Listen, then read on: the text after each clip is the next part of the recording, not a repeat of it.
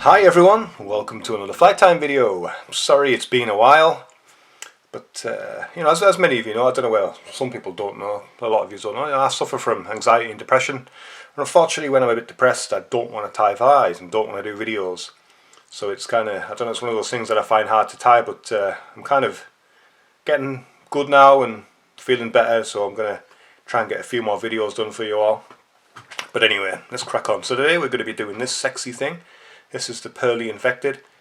Really works well. I've been testing it for a while, but I didn't really show anyone just because I wanted to make sure it really caught fish before I did a video with it.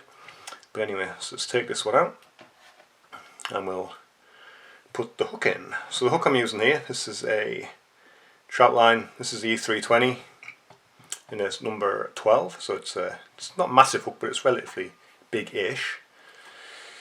And the thread we're going to be using is this Textream. This is an 8/0 in what's it, light brown. You can see that, the light brown. But first of all, we need some of this. This is Vineyard adhesive lead foil. It comes in like big strips. This is all, I've got like a couple of brand new packets up there, but I usually just use a pair of scissors and cut it. So what we're going to do, we're going to start at the bottom. I use my nail to hold it in place, and then just run. Sorry, my chair's squeaking. I don't know why. I need to go and put some oil on it or something. So there's one layer. I usually leave it just short of the eye, like, you know, a couple of millimeters. And then I'll start again at the bottom here. But what I do is I come one wrap up and then start wrapping again. And then what I'll do is I'll stop one wrap short. And then again, let's move it, see if I can stop this chair from squeaking. Then again, I start one wrap up from the last wrap, and then this will be the last lot of layers, and then I stop around one wrap short of the other one. And I'll just go around it with my finger, just making sure I've kind of got it locked in place there, so that should be fine. And now I'll take my thread. You should just start at the front. What I don't do like tight wraps to start off with. I just put like a relatively loose lay down, because otherwise I'll distort the lead quite a lot. The lead's quite soft, supple material, so I just do a few kind of like bases up and down the hook shank, just to get a layer, basically a base layer of thread on there. And now we can trim off our excess, and then just run the thread all the way down and stop about there, which is maybe 2/3 of the way around. I've got various colours of this. You know, this is hen shellback. Obviously I'd put stickers on there and write the colours on there big so I can see what they are. We're probably just going to use light brown for this one. So they've actually changed the material slightly. I do prefer the older material than this newer material they've used, but it's okay, but I do prefer the older material they use for the shellbacks. Just so you know, if you're listening hens, I do prefer the old stuff. So what I do is I'll place it on the side, and I just roll my thread over the top, and then with my finger I'll just pinch it at the base of the hook, take my thread down, and so then I'm just going to check, there we go, it should fold over okay.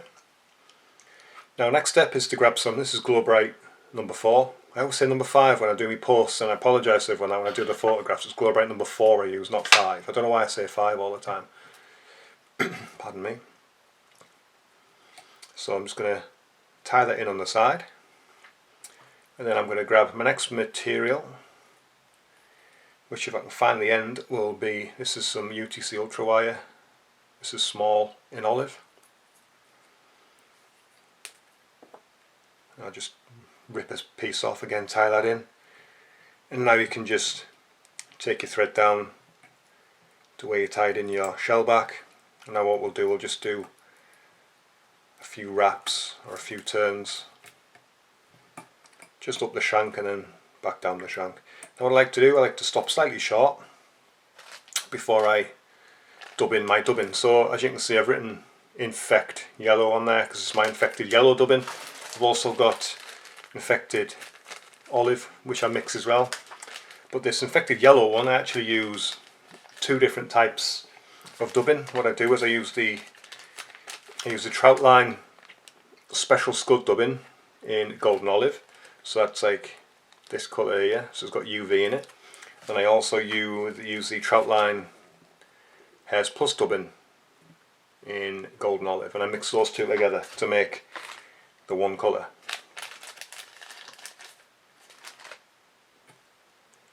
So what I'm going to do, I'm just going to start dubbing some of this onto my thread.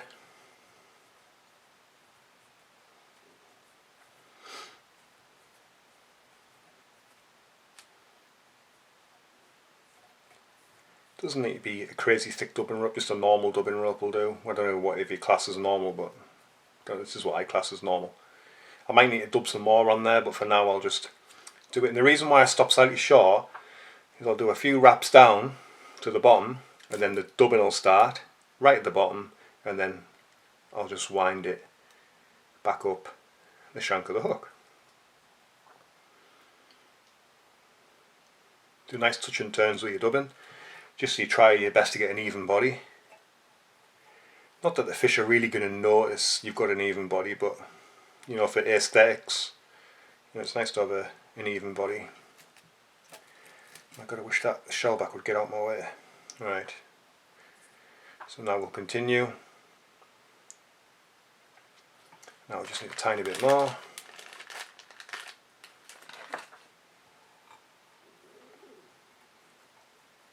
This should taper down nicely, this as well. So you've got like the slightly thinner bit at the end, and then it gradually gets thinner up towards the head, so you get that nice kind of chick nymphy, shrimpy kind of taper. What I like to do here as well is just grab a whip finish tool and just put a whip finish in there. You can do a half hitch, whatever you want, whatever you feel works for you best. Now grab your Glow Bright number 5. Start at the very back of the hook, and then just wind it through the dubbing.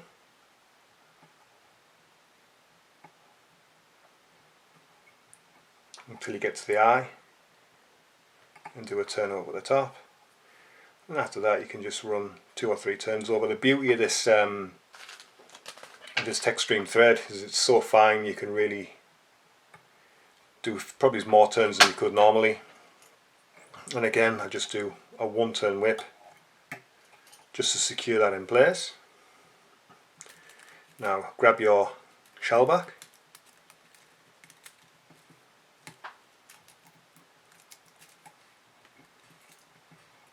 I'm just checking out to make sure it's not folded. Now what I do is I pull it over the back. Now what I do is I kind of fold it down with my fingers. I like to shorten the length of my thread, come over the top. Now once I've secured it in, I then pull on the shellback, and now I'm going to do 3 or 4 turns to cinch it in, and then a whip just in front if it will get out my way. And come in with your scissors, trim this off as short or as tight, as close as whatever you want, yeah, as close as possible to the fly. Can't really get the, try and move the light, you can't really see the actual pearl on this, just the way the camera is and the way the angle is. And now what we do, we take our wire, start at the very base,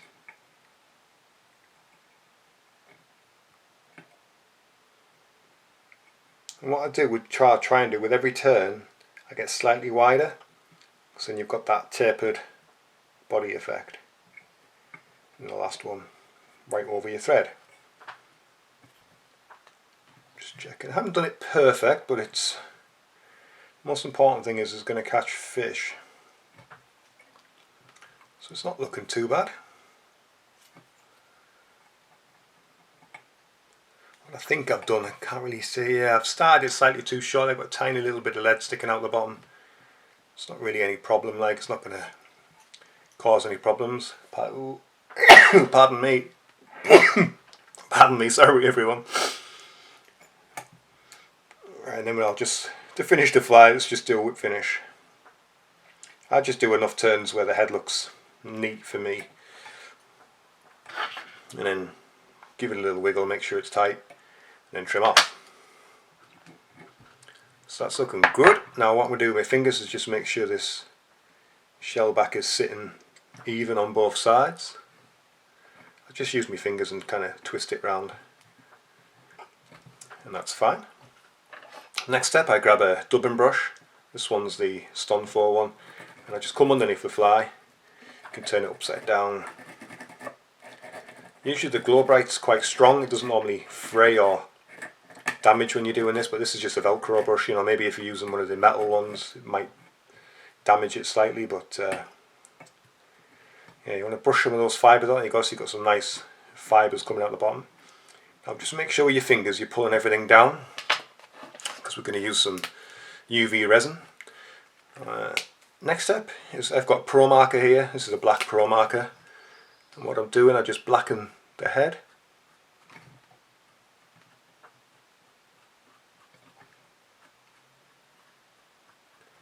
So you've got a nice black head on your fly. Now, to finish the fly, we're going to use a little bit of resin and a little bit of varnish. This is the, it doesn't have a sticker on because the sticker fell off, but this is the Gulf Thinman. I don't even know whether I've got a fresh box of Thinman somewhere. I just don't know where it is. I would have showed you the label, but I don't have it. It's somewhere. But anyway, this is the Gulf Thinman resin. Now what I do actually, it's going to be very difficult for you guys. I'll try and do it on this side so you guys can see. Now I've just put a very thin coating on there, just very thin, just enough to coat the fly.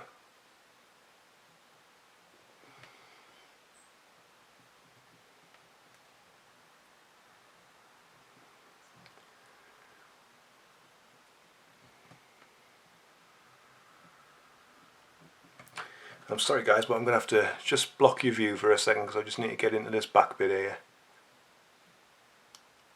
There we go. I can turn it back around for you now. Again, it's a very fine layer. I'm just using the tip of the, as you can see, it's a really old bottle. I've had it for 2.5 years, so it's an old bottle. And I've given myself some good coverage on there. Now what I do is I turn it this way, and then I just leave it for 5-10 seconds, just so the resin kind of settles down and just runs down nicely to get that lovely kind of convex or concave shape, whatever the hell is the correct terminology in English for that.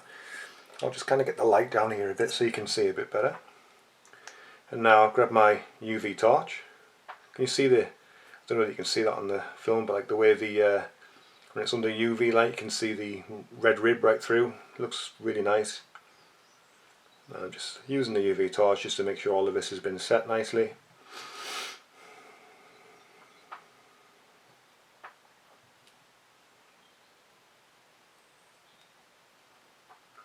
There we go. I'll be able to move that light back now.